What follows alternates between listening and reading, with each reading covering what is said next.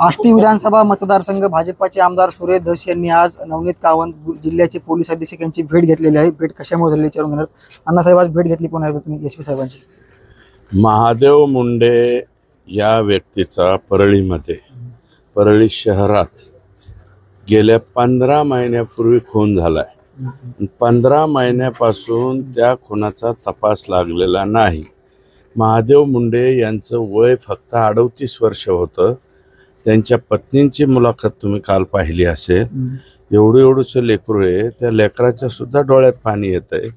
मग 15 महिने तिथल्या पोलिसला घाम कसा फुटत नाही?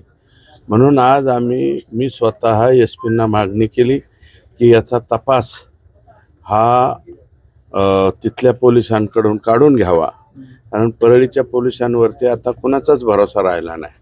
ते काय करतील याचा भरोसा नाही। कालच एक क्लिप आली, म्हणजे बीडचं पोलीस जे आहे पोलीस दल बदनाम होत झालेलं आहे। LCBला याचा तपास द्यावा आणि एसपी साहेबांनी ती बाब मान्य केली। LCBकडे याचा तपास देतो आणि बघा तुम्ही 8 ते 15 दिवसाच्या आतच हे खुनी त्या ठिकाणी सापडतील। अण्णा, संतोष देशमुख यांचं हत्याकांड चर्चेत असताना जे वाल्मिक कराड ज्या पोलीस कोठडीमध्ये आहे बीड शहरच्या, त्याच पोलीस अधिकाऱ्याचे एक कॉल रेकॉर्डिंग व्हायरल झालेली जुनी। हो, त्यांच्यावरती सुद्धा कारवाई झाली पाहिजे। बल्लाळदेव का काहीतरी आहे, मला वाटतं मी प्रभास आणि बल्लाळदेव ऐकलं होतं, त्यातलाच हा बल्लाळदेव दिसतो। या बल्लाळदेववरती सुद्धा कारवाई झाली पाहिजे। दुसरा एक माझा प्रश्न आहे, जी CCTV फुटेज होतं 29/11/2024चं ते बाहेर आलं, मात्र त्याच्यावरती कुठल्याही प्रकारचा अद्यापर्यंत कारवाई म्हणावी अशी दिसत नाही।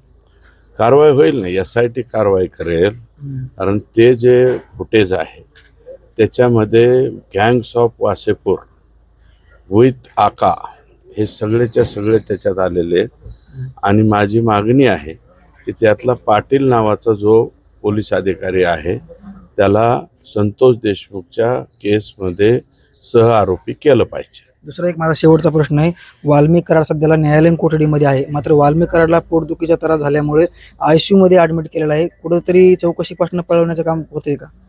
नाही, हा कोणत्याही व्यक्तीचा अधिकार आहे। तो जरी आरोपी असला तरी त्याचा अधिकार आहे। तर त्याला बिमारी असेल, काही त्रास झाला असेल तर ते कोर्टाकडनं परमिशन मागू शकतात आणि तो देण्याची प्रथा आणि परंपरा आहे, कायद्यात आहे। जिल्ह्यामध्ये जे पोलीस वागतात, आज कॉल रेकॉर्डिंग व्हायरल होत आहेत, पोलिसांची व्हिडिओ व्हायरल होतात, या संदर्भात राज्याच्या गृहमंत्र्यांना मुख्यमंत्र्यांना तुम्ही जाऊन भेटून त्याची संपूर्ण तक्रार करणार आहात का? 100% तक्रार करणार आहे। 100%, 150%, 250%। नक्की शेवटे भाजपाचे आमदार सुरेश धस आणि एकंदरीत पाहायला गेलं तर आज संपूर्ण प्रक्रियेवर त्यांनी चौकशीची मागणी केलेली आहे। त्याचबरोबर जे महादेव मुंडेंची हत्या झाली त्या संदर्भात देखील चौकशी झाली पाहिजे आणि विशेष पोलीस नेमले पाहिजे अशी मागणी आज केलेली आहे। मुंबई तक योगेश काशीद, बीड। थँक्यू।